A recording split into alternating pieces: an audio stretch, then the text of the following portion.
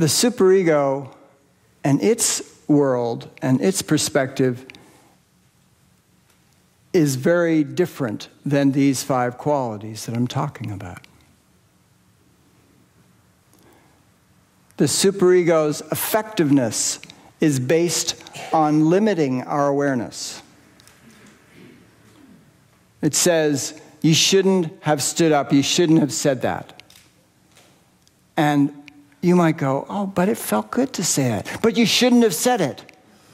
It doesn't want you to pay attention to what it felt like. No, you shouldn't have done it. So it's always closing down our awareness.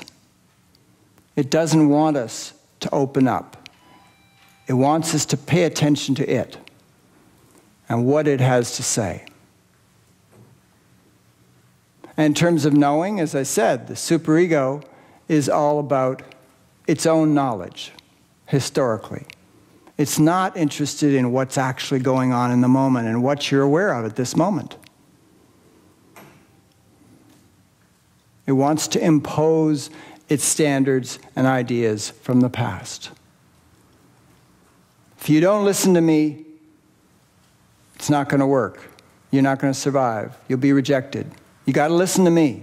I don't care whether you feel good. I don't care if you think that person might like you. I don't care if you actually heard them say you're a good person. They're not going to like you if you don't listen to me. That's what it does. It's always denying or contradicting our own experience in the moment. And the attitude of the superego is not one of appreciation. Did you notice that?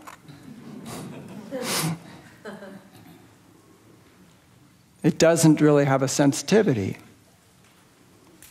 to where we are or what's happening. It's more of a removed and distant kind of sense that's based on determining what's right and wrong. And it might praise you or appreciate you if you do well, but it's always with the caveat that if you don't continue to do well, I won't appreciate you.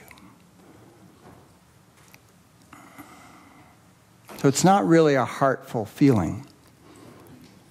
Superego really comes more out of fear, the need to control.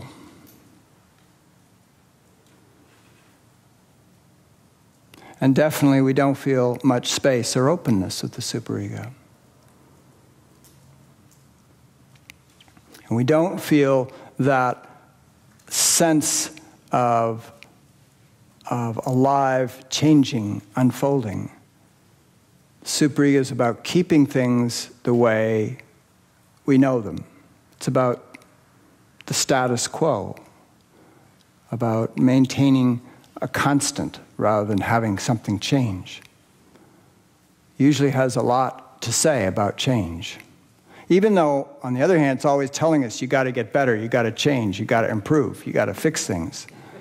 So it's pushing for change in a certain way, but it's change that it believes is the change that should happen. It's not this kind of open, natural unfolding where you don't know where it's going to go.